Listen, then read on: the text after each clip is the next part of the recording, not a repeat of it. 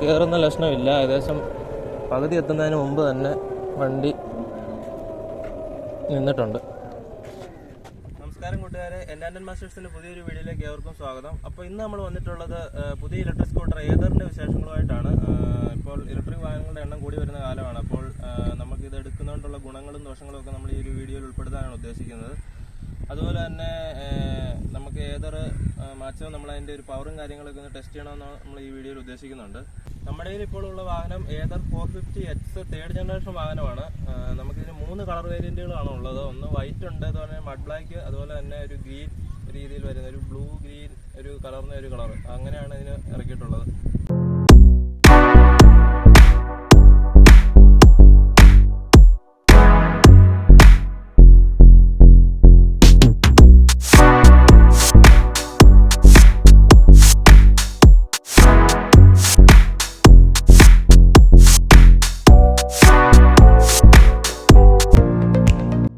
Electric സ്കൂട്ടറുകളുടെ ഉണ്ടായിരുന്ന ഒരു വിഷയം എന്ന് പറയുന്നത് വിശ്വാസ്യതയുള്ള കമ്പനികളുടെ ഈ ഒരു മേലേക്ക് വരുന്നില്ല എന്നുള്ളതായിരുന്നു. കാറുകളുടെ കേസിലാണെങ്കിൽ ഇഷ്ടംപോലെ കമ്പനികളുണ്ട്, എന്നാൽ നമ്മുടെ ഈ ഒരു ഇലക്ട്രിക് സ്കൂട്ടറുകളുടെ കാര്യത്തിലേക്ക് നല്ല കമ്പനികളൊന്നും കടന്നു വരുന്നതായിട്ട് വന്നില്ല.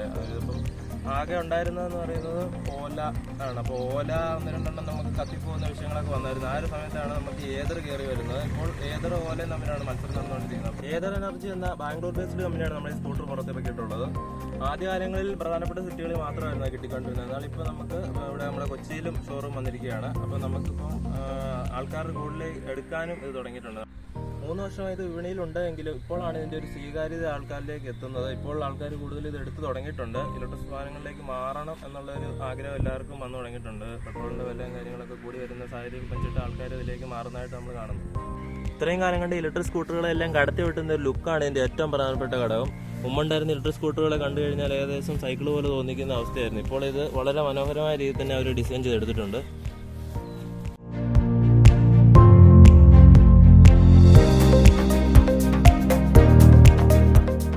ബോഡി പാനൽ നല്ലൊരു മാറ്റ് ഫിനിഷാണ് അവർ കൊടുത്തിട്ടുള്ളത്. കൂടാതെ ബോഡി പാനലുകൾ പല ലെയറുകളാക്കി കൊടുത്തിരിക്കുന്നതിൽ പൊട്ടിക്കഴിഞ്ഞാൽ എന്തെങ്കിലും നമുക്ക് ഓരോ പാർട്ടായിട്ട് തന്നെ മാറി വെക്കാൻ സാധിക്കും. ഒന്നിച്ച് മാറേണ്ട അവസ്ഥ വരുന്നില്ല. അതൊരു നല്ലൊരു ഫീച്ചറായിട്ട് തന്നെ നമുക്കിതിനെ കാണാം. വശക്കാഴ്ചയിലും അതുപോലെ തന്നെ മുമ്പിൽ നിന്നുള്ള ഒരു വ്യൂവിലും വളരെ ആകർഷണീയത തോന്നുന്ന ഒരു തരത്തിലുള്ള ഒരു ഡിസൈനാണ് അവർ ചെയ്തിട്ടുള്ളത്.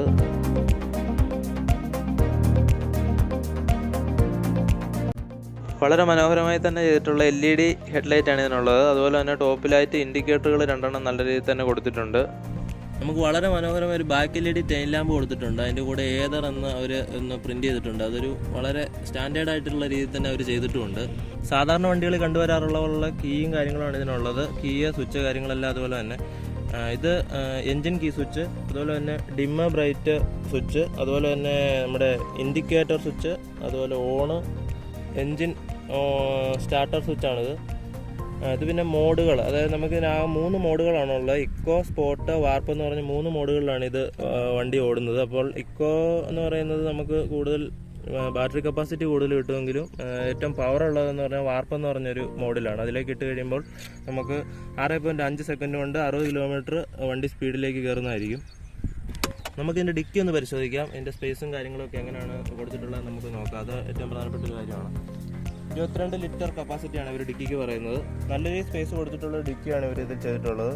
ഒരു ഹെൽമെറ്റ് ഇരിപ്പുണ്ട്, അതുപോലെ തന്നെ ഇതിൻ്റെ ചാർജറും കാര്യങ്ങളും എല്ലാം ഇതിലിരിപ്പുണ്ട്.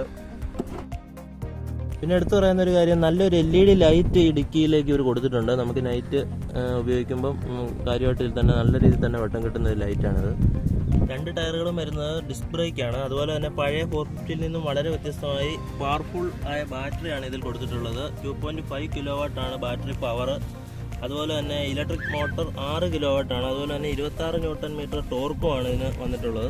പഴയ ഏതറിനെ വെച്ച് നോക്കുമ്പോൾ 6 ന്യൂട്ടൺ മീറ്റർ കൂടുതലാണ് ഇതിന് എന്നുള്ളത് ഒരു വളരെ വ്യത്യാസമാണ്. ടോർക്ക് 6 മീറ്റർ കൂടുക എന്ന് പറയുമ്പോൾ നമുക്ക് വണ്ടിയുടെ പവർ അതുപോലെ തന്നെ വ്യത്യാസം വരുന്നുണ്ട്. 85 കിലോമീറ്റർ വേഗതയാണ് വണ്ടിയുടെ മാക്സിമം സ്പീഡ് കപ്പാസിറ്റി എന്ന് പറയുന്നത്. അതുപോലെ തന്നെ ടയറുകളിലും കാര്യത്തിലേക്ക് വരുവാണെങ്കിൽ 12 ഇഞ്ച് ടയറാണ് ഫ്രണ്ടിലും ബാക്കിലുമായിട്ടുള്ളത്. പിന്നെ ബോഡി ഫുള്ള് വാട്ടർ റെസിസ്റ്റൻ്റ് ആണ്. അതുപോലെ തന്നെ ബാറ്ററി കാര്യങ്ങളെല്ലാം ഇരിക്കുന്നത് ഈ ഒരു താഴ്ന്ന ഭാഗത്താണ്, ഇവിടെയാണ്. അപ്പോൾ നമ്മൾ വിചാരിക്കും ഇത് വെള്ളത്തിൽ മുങ്ങിയാൽ വിഷയമാകുമോ എന്നാൽ കുഴപ്പമില്ല. ഫുള്ളായിട്ട് തന്നെ ഒരു വാട്ടർ പ്രൂഫ് ചെയ്തിട്ടാണ് ബാറ്ററിയും കാര്യങ്ങളെല്ലാം വെച്ചിട്ടുള്ളത്. എൻജിനും കാര്യങ്ങളെല്ലാം ഫുൾ വണ്ടി വെള്ളത്തിൽ മുങ്ങി ഓടിയാൽ പോലും അതിനൊരു യാതൊരു വിഷയങ്ങളും ഉണ്ടാകുന്നതല്ല. ബാറ്ററി പാനൽ ഇവിടെ വരുന്നതിന് നമുക്ക് ഇതിൻ്റെ ഒരു ഗുണമെന്ന് പറയുന്നത് വണ്ടിയുടെ വെയിറ്റ് ബാലൻസിങ് വളരെ മികച്ചതായിരിക്കും. നമുക്ക് വളരെ കംഫർട്ടായിട്ട് തന്നെ ഓടിച്ചു പോകുന്ന രീതിയിൽ ഇതിൻ്റെ അടിയിലേക്ക് വെയിറ്റ് കറക്റ്റായിട്ട് വരുന്നതിന് വണ്ടിക്ക് നമുക്ക് നല്ലൊരു റൈഡിങ് ഫീൽ വളരെ നല്ല രീതിയിൽ തന്നെ കിട്ടും.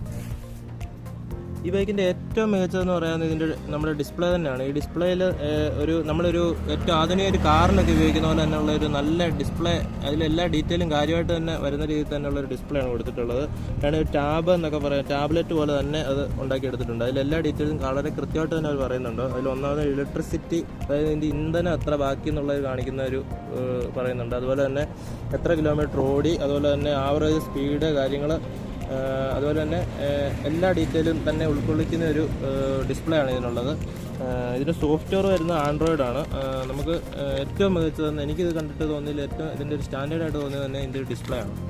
നമുക്കിനി പല മോഡുകളുണ്ട്. വണ്ടിയുടെ പവർ കൂട്ടാനും കുറയ്ക്കാനും വേണ്ടി നമുക്ക് പല മോഡുകളിലേക്ക് മാറ്റാൻ സാധിക്കും. എക്കോ കൂടാതെ ഇതിന് 3 മോഡുകളാണുള്ളത്. റൈഡ്, സ്പോർട്ട്, വാർപ്പ് എന്ന് പറഞ്ഞ 3 മോഡുകൾ.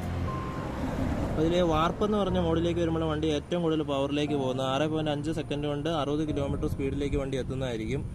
അതൊരു നല്ല ഫീച്ചർ തന്നെയാണ്. നമുക്ക് ഇതിൻ്റെ കൂടുതൽ മൈലേജ് കൂട്ടാനും കുറയ്ക്കാനും ഒക്കെ ഈ മോഡുകൾ മാറ്റി ഉപയോഗിക്കുന്നുണ്ട്. നമുക്ക് വ്യത്യാസപ്പെടുത്താൻ സാധിക്കും. ഇപ്പോൾ എക്കോയിലേക്ക് വരുമ്പോൾ ഏറ്റവും പവർ കുറവായിരിക്കും, അപ്പോൾ നല്ല മൈലേജ് കിട്ടും. എന്നാൽ അടുത്ത റൈഡിലേക്ക് വരികയാണെങ്കിൽ അത് കുറയും. അങ്ങനെ ലാസ്റ്റ് വാർപ്പിലേക്ക് എത്തുകയാണെങ്കിൽ 61 കിലോമീറ്ററാണ് ഇപ്പോൾ കാണിക്കുക. അത് ഏറ്റവും കുറവാണ്. അപ്പോൾ കുറഞ്ഞു വരിക എന്ന് പറയുന്നത് വണ്ടിയുടെ പവർ കൂടുന്നു. നമ്മൾ മൊത്തത്തിൽ പറഞ്ഞു കഴിഞ്ഞാൽ പവർ കൂടിയ മോഡിലേക്ക് ഇട്ട് കഴിഞ്ഞാൽ വണ്ടിയുടെ മൈലേജ് കുറയും, വണ്ടിക്ക് നല്ല പെർഫോമൻസ് ആയിരിക്കും. കുറഞ്ഞതിലേക്ക് ഇട്ട് കഴിഞ്ഞാൽ അതിനനുസരിച്ച് നമുക്ക് മൈലേജ് കൂടുതലായിട്ട് കിട്ടും. അതാണ് അതിൻ്റെ ഒരു സിസ്റ്റമായിട്ട്. നമ്മുടെ ഈ മോഡുകളെ ചേഞ്ച് ചെയ്യാനുള്ള സ്വിച്ച് ഇതാണ്. അതിൽ ഓരോന്നായിട്ട് മാറ്റി കൊടുക്കാം നമുക്കിങ്ങനെ റൈഡ്, സ്പോർട്സ്, വാർപ്പ്. അപ്പം ഇതാണ് അതിൻ്റെ ഒരു സ്വിച്ച്. നമ്മുടെ ഈ വണ്ടിയെ ഫോണുമായി കണക്ട് ചെയ്യാനുള്ള ആപ്പ് നമുക്ക് പ്ലേ സ്റ്റോറിൽ ലഭ്യമാണ്. അതുപോലെ തന്നെ ആൻഡ്രോയിഡ്, iOS-ലും നമുക്കിത് ലഭ്യമാണ്. ബ്ലൂടൂത്ത് വഴി നമുക്ക് കണക്ട് ചെയ്ത് കഴിഞ്ഞാൽ കൂടുതൽ ഫീച്ചേഴ്സും കാര്യങ്ങളൊക്കെ നമുക്ക് അറിയാൻ സാധിക്കും. അതുവഴി 50,000 കിലോമീറ്റർ അതിൻ്റെ ബാറ്ററി ലൈഫ് കമ്പനി പറയുന്നത്. അത് നമ്മൾ മാക്സിമം നല്ല രീതിയിൽ തന്നെ ഉപയോഗിക്കുകയാണെങ്കിൽ അത് പൂർണ്ണമായും നമുക്ക് കിട്ടുന്നതായിരിക്കും. നമ്മളൊരു ഉപയോഗം പോലിരിക്കും ആ ഒരു കേസ്. ആക്സിലേറ്റർ കൊടുക്കുന്ന ഒരു കാര്യങ്ങളൊക്കെ നമ്മുടെ കയ്യിലാണ്. അപ്പോൾ നമ്മൾ എങ്ങനെ ഉപയോഗിക്കുന്ന പോലെ ഇരിക്കും അതിൻ്റെ ഒരു ബാറ്ററിയുടെ ലൈഫും കാര്യങ്ങളും. അപ്പോൾ ഇതിൻ്റെ ഒരു മൈലേജും കാര്യങ്ങളെന്ന് പറയുന്നത് ഒറ്റ ചാർജിങ് 90 കിലോമീറ്ററാണ് കമ്പനി ആവശ്യപ്പെടുന്ന ഒരു മൈലേജ് എന്ന് പറയുന്നത്. അതുപോലെ തന്നെ നമുക്ക് ഇതിൻ്റെ ഫാസ്റ്റ് ചാർജർ ഉപയോഗിച്ച് ചാർജ് ചെയ്യുകയാണെങ്കിൽ ഏകദേശം ഒരു 1.5 മണിക്കൂർ കൊണ്ട് തന്നെ ഇത് ഫുൾ ചാർജ് ആകുന്നതായിരിക്കും. അതിനാൽ നോർമൽ രീതിയിൽ നമ്മൾ ഒരു വീട്ടിലൊക്കെ കുത്തിയിട്ട് ചാർജ് ചെയ്യുകയാണെങ്കിൽ നമുക്കൊരു 4 മണിക്കൂറോളം എടുക്കുന്നതാണ്. അപ്പോൾ അങ്ങനെയാണ് ഇതിൻ്റെ ഒരു ചാർജിങ് കാര്യങ്ങളൊക്കെ വരുന്നത്. നമുക്കൊരു 10 മിനിറ്റ് ചാർജ് ചെയ്ത് കഴിയുമ്പോൾ ഒരു 15 കിലോമീറ്റർ ഓടാനുള്ള ഒരു കപ്പാസിറ്റി വണ്ടിക്കാവും. നമ്മുടെ വണ്ടിയുടെ ടോട്ടൽ വെയിറ്റ് എന്ന് പറയുന്നത് 104 കിലോയാണ്. 104 കിലോ നമ്മുടെ വണ്ടിയുടെ ടോട്ടൽ വെയിറ്റ് വരും. അതുപോലെ തന്നെ നമ്മുടെ ഇനി വിലയും കാര്യങ്ങളിലേക്ക് പോയി കഴിയുകയാണെങ്കിൽ 1,76,000 രൂപയാണ് ഇതിൻ്റെ ഓൺ റോഡ് പ്രൈസ് വരുന്നത്. അപ്പോൾ നമുക്ക് ഇതിൻ്റെ പവർ ഒന്ന് ടെസ്റ്റ് ചെയ്ത് നോക്കാം. മാക്സിമം കയറ്റത്തൊക്കെ തന്നെ ഇട്ട് ഓടിച്ച് നോക്കാം. മാക്സിമം വെയിറ്റ് കൊടുത്തൊന്ന് കയറി നോക്കാം. അങ്ങനെ നമ്മൾ എങ്ങനെയുണ്ട്, വലിക്കുന്നുണ്ടോ കാര്യങ്ങളൊക്കെ നമുക്ക് നോക്കിയിട്ട് വരാം.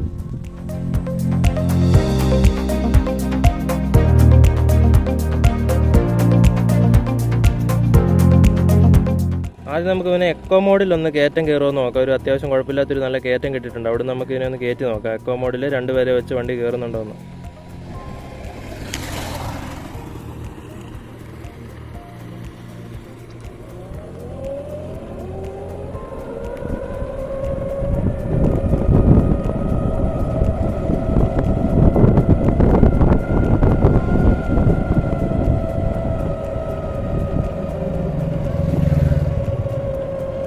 എക്കോ മോഡിൽ കയറുന്ന ലക്ഷണമില്ല. ഏകദേശം പകുതി എത്തുന്നതിന് മുമ്പ് തന്നെ വണ്ടി നിന്നിട്ടുണ്ട്. നമുക്കപ്പോൾ ഇതിൻ്റെ മോഡൊന്ന് മാറ്റി കൊടുക്കാം. നമുക്ക് റൈഡിലേക്ക് ആക്കിയിട്ടുണ്ട്. റൈഡിലേക്ക് ഇട്ടിട്ട് എങ്ങനെ കയറുമോ നമുക്കൊന്ന് നോക്കാം.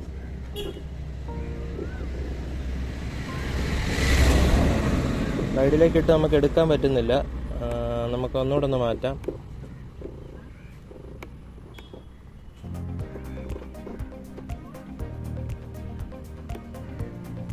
സ്പോട്ടിലേക്ക് ഇട്ടിട്ടുണ്ട്. സ്പോട്ടിൽ നിന്ന് ഏകദേശം എടുക്കുന്നുണ്ട്. സ്പോട്ട് നല്ല രീതിയിൽ തന്നെ നല്ല സ്പീഡിൽ തന്നെ നമുക്ക് കയറി പോകും.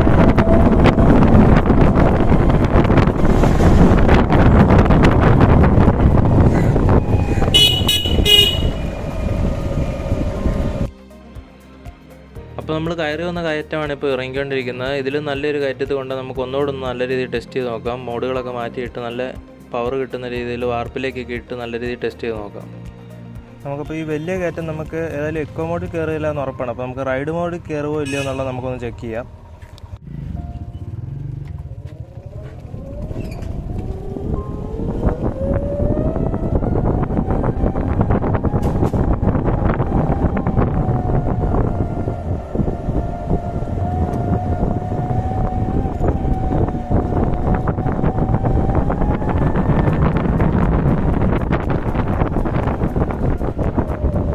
റൈഡിൽ അത്യാവശ്യം കുഴപ്പമില്ലാത്ത രീതിയിൽ കയറി വന്നിട്ടുണ്ട്. ചെറിയൊരു പമ്മൽ ഇടയ്ക്കൊന്നുണ്ടായെങ്കിലും കയറി പോകുന്നു രണ്ടുപേരിരുന്നുകൊണ്ട്.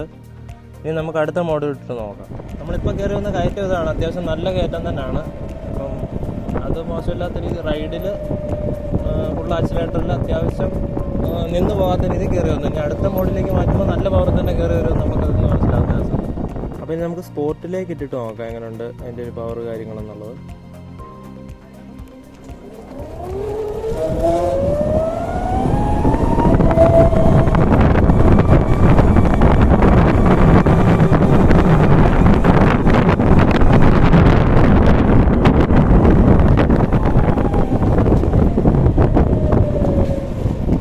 സ്പോർട്ട് മോഡിലേക്ക് മാറ്റിയപ്പോൾ നല്ല പുഷ്പം പോലെ കയറി പോകുന്നു, ഒരു പ്രശ്നമില്ലാതെ വളരെ സ്പീഡിൽ. അതായത് ഇനിയിപ്പം അടുത്ത മോഡ് ഒന്നുകൂടെ കിടക്കുകയാണ്. അപ്പോൾ അതിലേക്ക് വരുമ്പോൾ എന്താകും അവസ്ഥ എന്നുള്ളത് നമുക്ക് ഒന്നുകൂടെ നോക്കാം.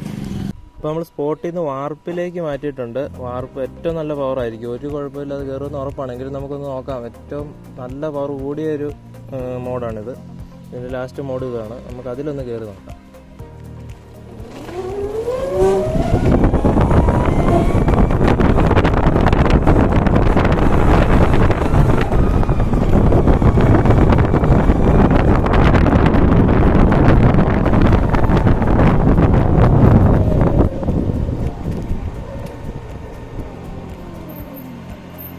ഒരു പ്രശ്നമില്ലാതെ ഏറ്റവും നല്ല രീതിയിൽ നല്ല സ്പീഡിൽ നോർമൽ നമ്മളൊരു ലെവലായ റോഡിൽ കൂടെ കയറി പോരുന്ന രീതിയിൽ തന്നെ അത്ര പവറിൽ കയറി പോന്നിട്ടുണ്ട്. അപ്പം ഇതിൽ കയറ്റം കയറുന്നത് രണ്ടുപേരെ മാക്സിമം വെയിറ്റ് ഇരുത്തിയിട്ട് നോക്കിയാൽ പോലും ഒരു വിഷയമില്ല എന്നുള്ളത് നമുക്ക് ഇതിൽ നിന്ന് മനസ്സിലായ കേസാണ്. അപ്പോൾ ഏതർ 450Hൻ്റെ ഏകദേശം ഡീറ്റെയിൽസ് നിങ്ങൾക്ക് മനസ്സിലായെന്ന് വിചാരിക്കുന്നു. നമ്മളിപ്പോൾ ഇറങ്ങിയിട്ടുള്ള ഇലക്ട്രിക് സ്കൂട്ടറുകൾ വെച്ച് ഏകദേശം കുഴപ്പമില്ലാത്ത ഒരു വണ്ടിയായിട്ട് നമുക്ക് പരിഗണിക്കാവുന്നതാണ്. നമ്മളിപ്പോൾ ഇന്ന് നോക്കിയതിലൊക്കെ വെച്ച് നമുക്കെല്ലാം നിങ്ങൾക്ക് ഏകദേശം മനസ്സിലായി കാണും കാര്യങ്ങളൊക്കെ. അത്യാവശ്യം കയറ്റം വലിക്കുന്നുണ്ട്, രണ്ടുപേരെ ഇരുത്തിയിട്ടായാലും എല്ലാം ഒരു വിഷയമില്ലാത്ത രീതിയിൽ നല്ല പെർഫോമൻസ് കാഴ്ചവെക്കുന്നുണ്ട് വണ്ടി. അപ്പോൾ ഇന്നത്തെ ഈ ചെറിയ വീഡിയോ അവർക്ക് ഇഷ്ടമായെന്ന് പ്രതീക്ഷിക്കുന്നു. ഇനി ഇതുപോലുള്ള വീഡിയോകൾക്ക് വേണ്ടി ഞങ്ങളുടെ ചാനൽ സബ്സ്ക്രൈബ് ചെയ്യുക, ഷെയർ ചെയ്യുക, മാക്സിമം എല്ലാവരിലേക്കും എത്തിക്കുക. അപ്പോൾ ഇനി അടുത്ത വീഡിയോ കാണുന്നവരേക്കും ഗുഡ് ബൈ.